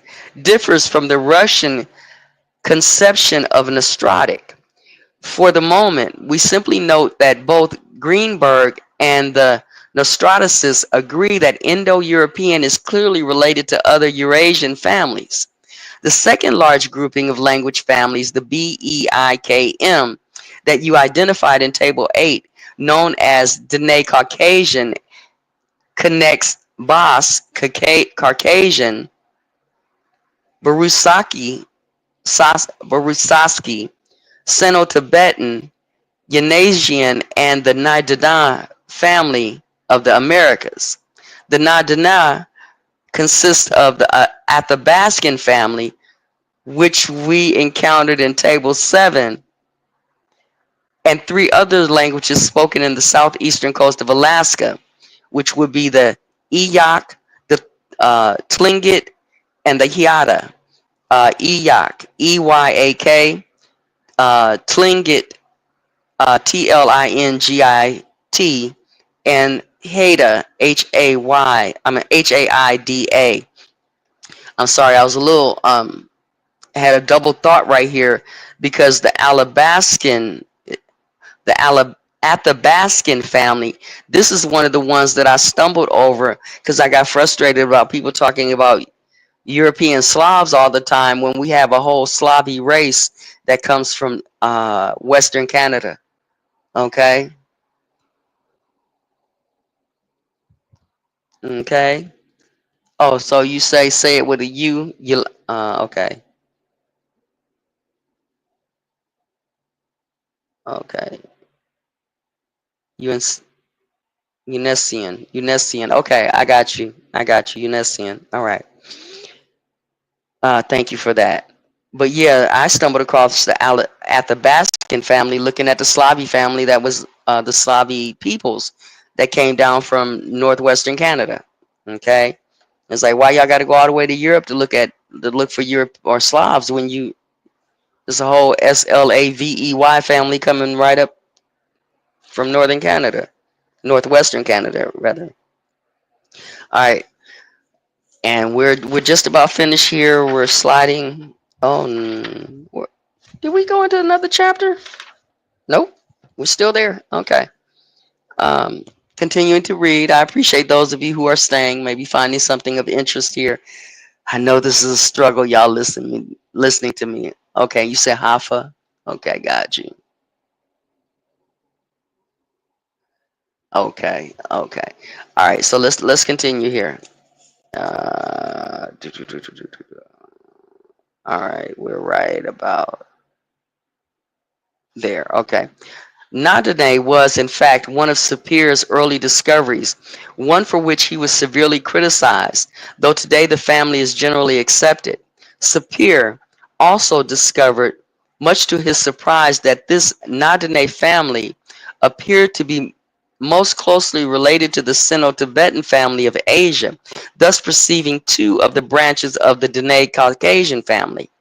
In light of the harsh criticism his Dene proposal engendered, Sapir never published any of his evidence for the Na-Dene Sino-Tibetan affinity, and this connection too came to be viewed as spurious by a majority of linguists. In the past decade, however, Sapir's original idea has been resurrected by two Russian linguists, Sergio Starostin, Starostin, or no E, and Sergio Nikolov, Nikolaev. Okay, Starostin first proposed that the Caucasian, Sino-Tibetan, and Yanesian families were members of a family he named Sino-Caucasian. Soon thereafter, Nikolov showed that Nadane was related to the Caucasian family, and by extension, of course, to the Sino-Tibetan and Yanesian as well. With the addition of the Nadane, the family was renamed Dene Caucasian. In the late 1980s, the American linguist John Bingston undertook a comparative, I'm sorry, in the late 1980s, the American linguist John Bingston undertook a comprehensive look at Dene Caucasian, adding to the family both Basque and Burosowski ideas that were prefigured in the work of Trombetti and others. Map 6 shows the distribution of both Euroasiatic and Dene Caucasians. The distribution of Dene Caucasian is quite striking, its members appearing uh, as isolated islands surrounded for the most part by the vast Euroasiatic family. A possible explanation for this peculiar distribution will be suggested in chapter 8. Y'all know we're going to have to keep reading this, right? Okay, let me give you the picture that they're showing now, that he's showing now, and it would be this map that you guys saw earlier. Okay, that's what he's describing right there. We're on page 75, and I know this is dragging out. I should be able to read this better, but I appreciate you guys for bearing with me through this. And hopefully you guys can still hear me, that the phone isn't acting a fool or anything like that. Okay, so I know this can be boring for some. I know I lost a lot of people. We down to 5, but maybe y'all in the background listening like I do sometimes and don't even show up in the number count. But anyway, page 76. We're almost at the end of this. We have about 3 or 4 more pages. Okay. This subtitle says "A History of Hysteria." This should be interesting. It is time then that we begin to address the dilemma reflected throughout this scholarly history. We have compared languages from around the world, Africa, Europe, Asia, and the Americas, and everywhere they could be sorted into obvious families, all of which is accepted as valid. We then applied the same techniques to these obvious families or proto-languages, and once again arrived at a persuasive classification, this time into 2 large groupings and 2 isolated families. Yet the received wisdom among experts is that there is no evidence connecting any of these families. How can this be? Just how historical linguistics managed to back itself into this quandary embraces a number of subplots, and we will be able to single out only a few of them in the remainder of this chapter. The chapters then follow will continue to the discussion with regard first to the Native American languages, but also indeed with regard to the possibility of a comprehensive classification of the world's languages. Let us begin with what we probably Let us begin with what has probably been the most cited argument for the claim that Indo-European cannot be shown to be related to any other family. According to the experts, linguistic change is so rapid that after around 6,000 years, all traces of earlier relationships have been obliterated by constant phonetic and Semitic erosion. Conveniently, 6,000 years happens to be the presumed age of the Indo-European family, which means that the Proto-Indo-European was spoken around 4000 BC. It follows, or at least it would if these assumptions were true, that even if Proto-Indo-European had once shown an affinity with some other language family, no trace of this early relationship could still remain. And if something cannot exist, there is certainly no point in looking for it. There are several problems with this commonly cited explanation. First of all, after 6,000 years, everything does not change beyond recognition. Indo-Europeanists have reconstructed the Proto-Indo-European word for nephew as nepot, N-E-P-O-T with a straight line over the E.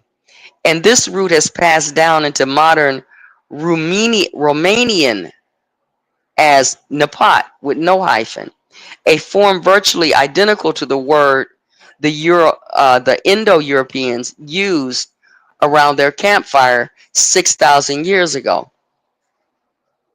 And remember from our other reading, it's not Romanian. I know all vowels being interchangeable, but at the same time, it's not Romanian, R-O, it's Rumanian, R-U-M-A-N-I-A-N. Okay, so that's the word that they're using here.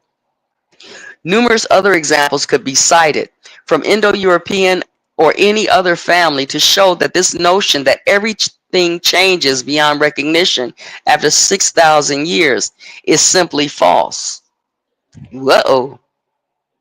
Oh, I see some comments which I got down in there.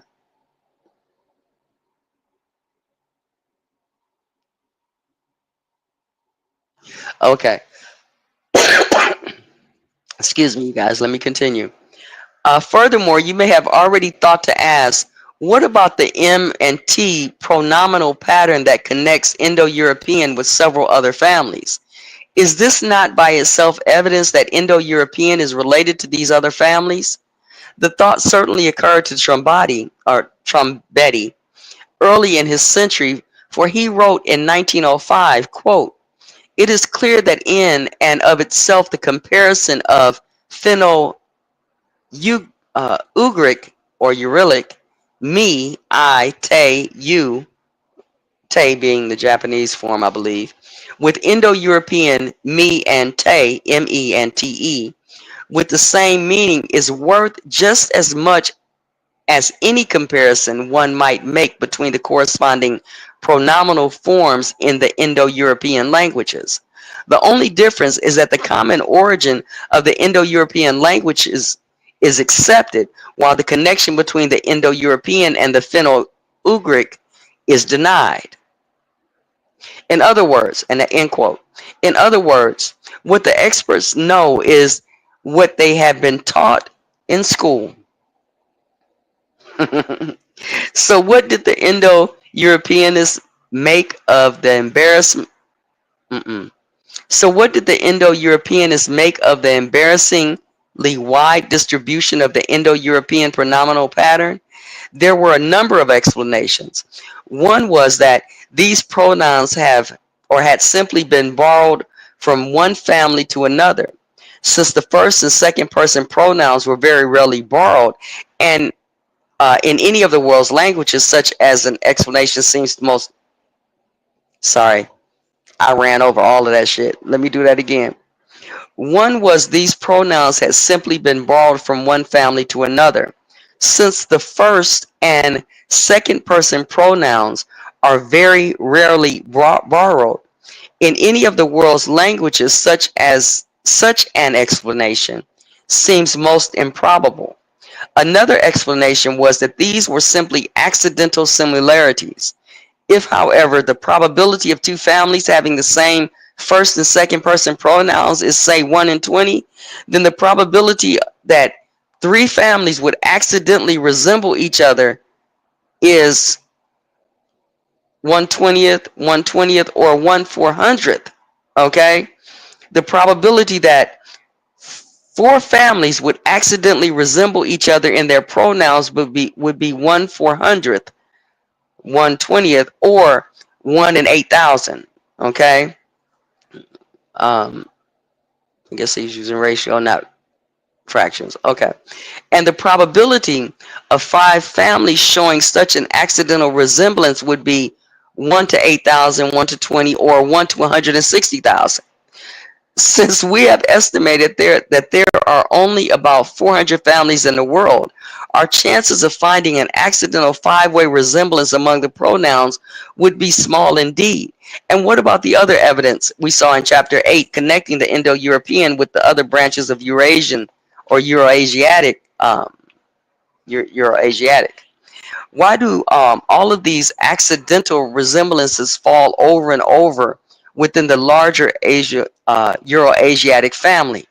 The reason, of course, is that these resemblances are not accidental, but rather reflect the language from which Indo-European and other families derive, Proto-Eurasiatic.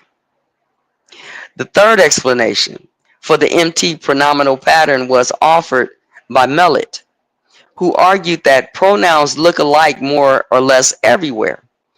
Ironically, this same argument has recently been advocated in order to explain the widespread pronominal pattern N and M, which is found throughout the Americas, but rarely, if ever, elsewhere. One is left to wonder why, if indeed pronouns look alike everywhere, the MT pattern predominates the Eurasia and is virtually absent in the Americas, whereas the NM pattern runs throughout the Americas and is virtually absent everywhere else. Of course, what is really what this really shows is that Mullet what this really shows is that Mullet's claim was nonsense. Pronouns do not look alike everywhere, and anyone who claims they do just hasn't looked. We will deal later with other aspects of the Indo-Europeanist mythology, which has effectively stupefied historical linguistics in this century. But in closing this chapter, let us consider two further questions. Why were the Indo-Europeanists so averse to having Indo-European related to other families by simple linguistic evolution? And how were they able to enforce their views throughout the entire 12th century, notwithstanding that the fatal flaws therein has already been pointed out quite clearly by Trombetti and others at the start of this century?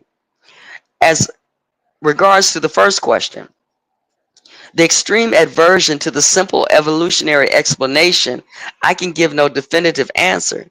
It seems to me, however, that a large part of the answer involves the simple ethnocentrism, Eurocentrism in this case, of the scholars involved. The Indo-European family was the crowning achievement of 19th century linguists, and the European scholars who had studied this family no doubt felt, or at least hoped, that they were as unique as the marvelous families they had discovered.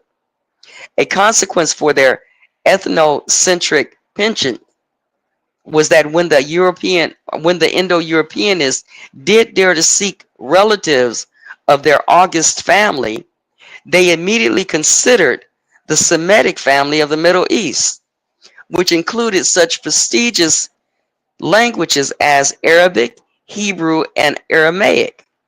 The Semitic family, however, is not closely related to Indo-European, being rather a member of the Afro-Asiatic family, so that whatever affinity it may have with Indo-European is remote. The real relatives of Indo-European, unfortunately, were not the relatives of Indo-Europeanists, were not the relatives the Indo-Europeanists had in mind. Okay. Indeed, if one steps back for a moment outside this immediate center of discord, one might suspect that the whole line of reasoning underscores the Eurocentric bias. Why are we trying to find relatives for Indo-European? Why is the Indo-European given any special attention at all? We started off this book by classifying languages. The classifications told us the relationship among the various languages. Now, all of a sudden, we are looking for long lost relatives of Indo-European, and classifications from which relationships flow has been largely forgotten. Could the Eurocentric bias be more blatant? To find out what Indo-European is related to, one should simply classify all the relevant families, just as we did in Table 8. Whether the results please or displease this or that faction should really not be an issue so long as we consider ourselves scientists and proceed as scientists. Through ignorance, I'm sorry, though ignorance is not considered an exculpatory plea in a court of law, it seems likely that the early 20th century Indo-Europeanists like Mellet really had a very crude understanding of taxonomy.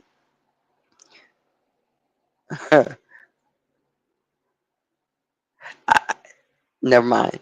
What scholars like Mellet specialized in was reconstructing the vocabulary of Proto-Indo-European and discovering the sound correspondences that connected the various cognates.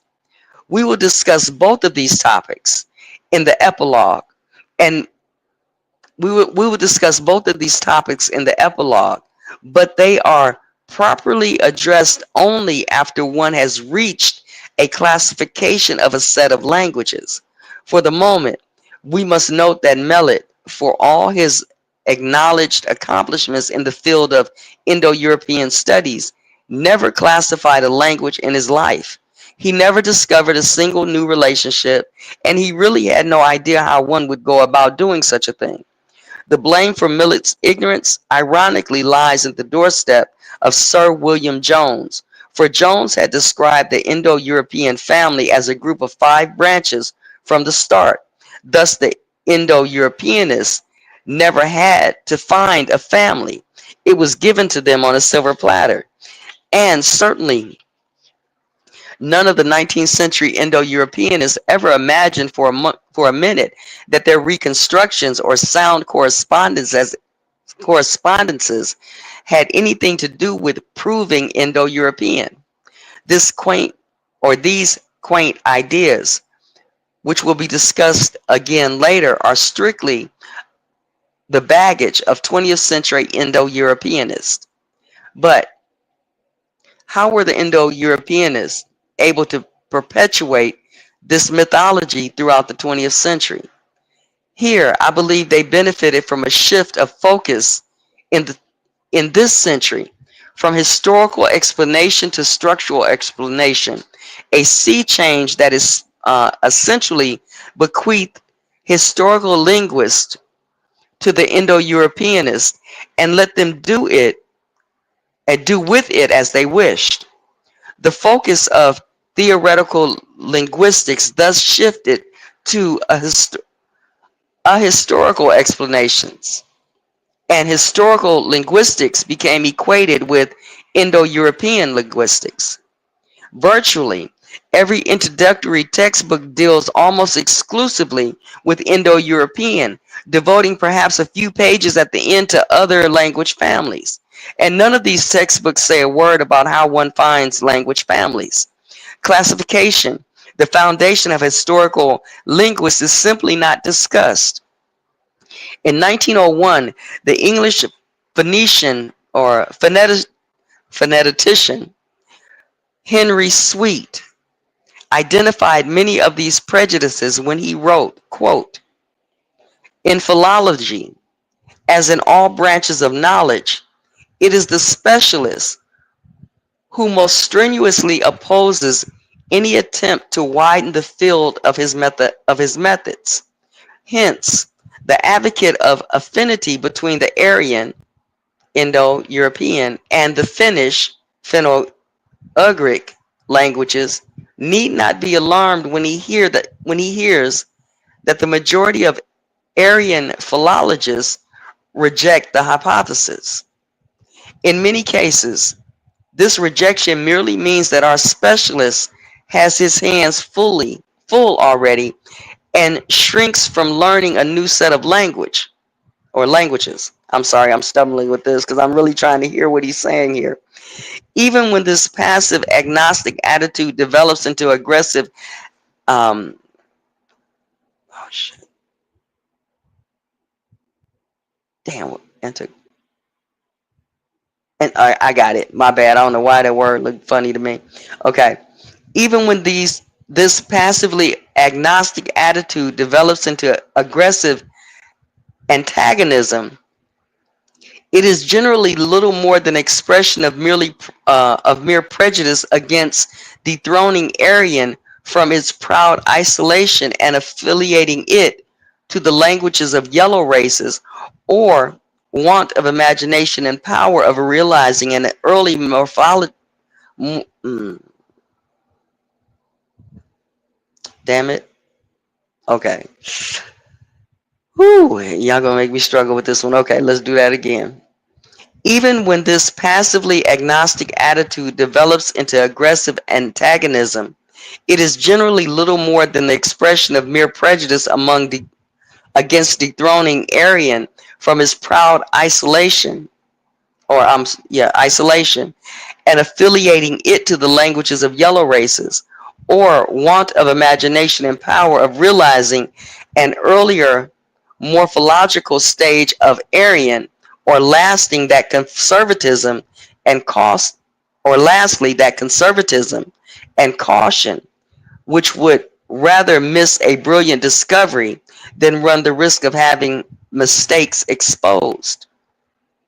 Today, these same prejudices are still very much alive, but at the same time, as we shall see in the following chapters, they appear these days to be enjoying less and less support. Evidence from outside linguistics, as well as evidence from within comparative linguistics, that has been swept under the rug for a century, is leading scholars toward a more complete picture of human prehistory than we have previously dared hope for. Within this perspective of this emerging synthesis, the antiquated ideas of the Indo-Europeanists and their followers persist as no more than a historical curiosity, one that from the point of linguistic taxonomy has led nowhere, and it is unlikely that the Indo-Europeanists will ever again command the field of historical linguistics as their own personal fiefdom. Whew, my God. Okay. Hey, we struggled. I didn't know it was that long, and it really wasn't long. I just struggled over those words that were in there. But I hope you guys were able to comprehend and understand what was being read there. I'm probably going to have to go back and listen to this, tonight myself. Okay. Yeah. Okay. Okay.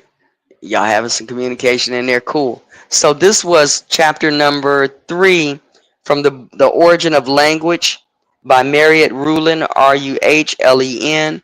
If you guys didn't understand what I said, if y'all stumbled over comprehending what I said for the way that I read it, go back, listen to it again, slow it down if you have to, speed it up if you have to, get your notebook out or whatever the case is, and do your own research on the people that were mentioned in here, because these are benchmarks that we can look at, not just our opinions of, well, I think it's this and I'm thinking it's that. Science got to question science. Like the person said like Carrie Beek said in there, it's unscientific not to question settled science. Okay. And as we saw from at least the last part of this book or this chapter, um, they possibly didn't want their information questioned, and the shit was handed to them on a silver platter where they didn't have to do that research. So I'm just hoping to uncover things that I need to know about us Because we say things. Hey, you speak English. What happened to your language? We spoke, this dialect or that dialect, and how all these things play into part. And then people sit up here and argue about it for days and hours and weeks and all this other stuff. And we never really get down to the truth about the history of these languages. We like to throw shit up in the air like we spoke Latin. It came from the Greek. We ain't read no damn Greek. Okay. But hey, like I said, this is a book that I stumbled across. I mean, if you saw the front of the book, you would see various different languages in here, from the Egyptian to, I'm pretty sure one of these things looks a little Hebraic, and some Roman, and some this and some that. Bunch of shit in here. Okay, it's a bunch of stuff in here. Again, The Origin of Language, Tracing the Evolution of the Mother Tongue by Merritt Rulin. If you haven't gotten the book, get the book. If you can find the book, get the book. Put it into your library so that you can have those conversations as well with your own family. If not people on social media, with your own family, about how language was done. Because, just like I put it to you like this, and I know you guys already know, but it's like with me and a lot of us around here. Oh, you got your slave master's name. I believe that shit until I was well grown and my children was damn near grown. Okay, until I started doing the research and found out, no, that's my family's name. Okay, and I know where it's coming from. Okay, not that slave shit. So the same is true when they talk about we lost our language and we came over here in a slave boat and they beat our language out of us, Kunta. That might not be the case. They may just not wanted to show what the hell was going on here, okay? Or giving that stuff to other people to make sure that they can stay in their proud, high, mighty positions, if you would. Well, it's our turn now, okay, to do a little this and a little that, and in hopes that the children and the younger folks coming behind us can do a little bit more than what we did, as opposed to just calling themselves Moors. I'm just saying. My Tourette's kicked in. My apologies. Okay? So language is an important thing, but hey, some of us are afraid of it. Like myself. When I went to the JC, I didn't want to take an English class. I'd sit up there and do math all day long. I was a tutor in high school, and I wasn't in high school when I was in college. I wasn't the same age, but I was a math tutor in high school. But when it came to English and at the JC, I didn't want to take English. The shit scared me. It was confusing. Okay, I mean, I can write, but certain things about it was so tedious. And then when I took the class, the class that I did take, I would have walked out of there with an A if it wasn't for my husband coming home late every day and making me late for class. It was my attendance that caused me to get a C, but I would have got an A for that. So, let's understand it as far as language is concerned, and let's dead some of these arguments that keep us going around and round in this hamster wheel. Okay? Opinion Tourette's. Let's say, somebody used to the Trauma and Victim Cup, as some would say. Okay? Yeah, you're gonna make me play my sister's stuff. I mean, my niece's stuff. In other circles, she my sister, okay? Because she is only brothers and sisters around this biatch, okay? But you put Trauma up there, you're gonna make me play my niece's stuff, okay? But we ain't gonna do it today. We're gonna try to let this post ride out on this one. So, family, what I'm gonna do, we're gonna end it here. 2 hours to me, that wasn't bad. Y'all know I'm long-winded and shit. So, here we had chapter 3. I did them out of order, so the next time I come up, which I can't tell you when that's gonna be, because a sister trying to get in this truck and run this road, and I got, as some people say around here, big Indian things to do. I got big business things to do now. I can't just drive and let everybody else do the work. I got to do the work on both ends. So I don't know when I'm gonna come back up. As always, when I'm inspired, when I have some time, and when I do have that time and do have that inspiration, we're gonna go back into chapter 2 that I missed, because that's where the Native American languages are, if you would, and y'all can judge for yourself what he's saying and how it relates to where we are here in America. Okay, I do appreciate you guys. Your niece trauma, yeah. Um, so yeah, we'll come back and we'll do chapter 2 because I missed it. You downloaded all of his books, great references. Are you talking about the Rulin, Marriott Rulin? The man, is that who you're talking about? Or are you talking about Barry Fell? I saw y'all talking about that in the chat at some point. Let's see, am I over here? Yes, Rulin. Okay. You know what? I think I'm gonna go ahead and go out with trauma, and then we're gonna end this. 2 hours wasn't bad. I ain't keep y'all too long. Ugh. Probably could have got done faster, but I wanted to make sure that we all comprehended what was read, even if I didn't while I was reading it. I wanted you guys to be able to. Okay, you got his hardcovers. Okay, I got a soft cover over here, but I got 2 of them because of something that happened in the ordering of those books.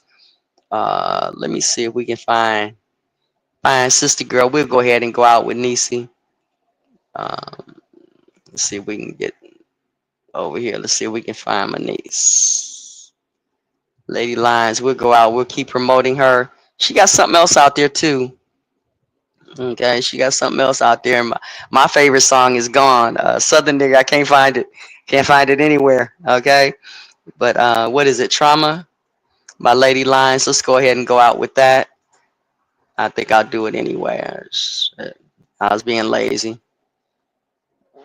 Okay. All right, we'll go out with this song here. Do a little share. Hopefully my damn computer will act right. If you don't get the hell, okay, y'all just throwing new shit up here. Hold on a second. They doing some shit. I'm listening to it, or I see it, but I'm not listening to it.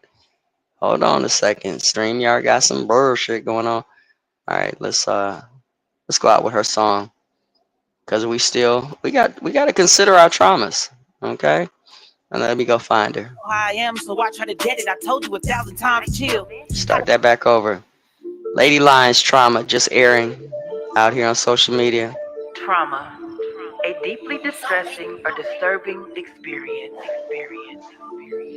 Young Lee got the sauce. Ain't no need to panic, I know where I'm headed. Remember I said it, just keep in mind how you treated me, cause I promise you'll never forget it. Now physical wounds may heal, but I know the trauma's embedded. I get tired of trying to sit still, acting all calm and collected, cause I know shit can get real. I know how I am, so I try to dead it. I told you 1,000 times, chill. How the fuck do you not get the message? These niggas swear they so real. In real life, they really just reckless. It's hard to swallow those pills when you know that they full of deception. It's cold, hot moment of stressing. Put you close to depression. Plan for the future, stuck in the past. It's hard to cope with the present when you don't know how to let go. It make it real hard to move on from the lesson. And you ain't nothing like them. So you can't just take any suggestions. If you grow up with a lot of neglect, everything feel like a threat. First you start off real nervous, but then you learn how to step. But you still don't know what to expect. It's just hard to accept that this just is what it is. Hell nah, I ain't going for that, cause it's trauma. Why I'm acting so dramatic? It's trauma. It's post-traumatic. Why I'm acting so erratic? It's trauma. Post-traumatic trauma. Post-traumatic trauma.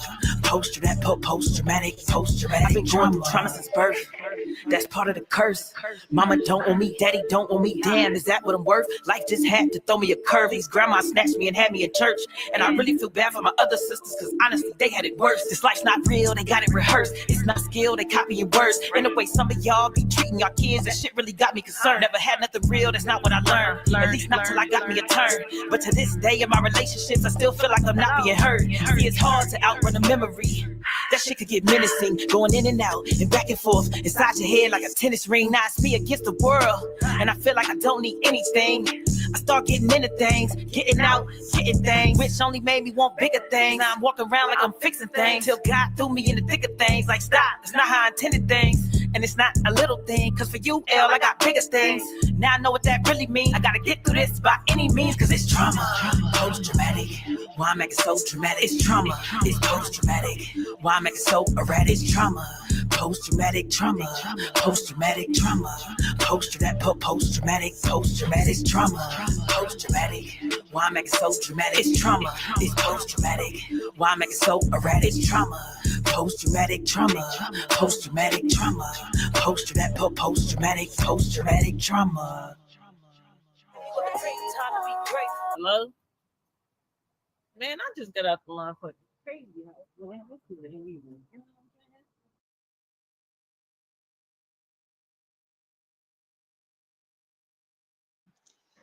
I got so many hands in the pot. You guys, thank you for showing up. We're gonna get on out of here. Work on them traumas, right? Work on them triggers as well. All right. Y'all have a good one. See y'all around these YouTube streets. Keep your eye open for me. I'll be back soon. Peace.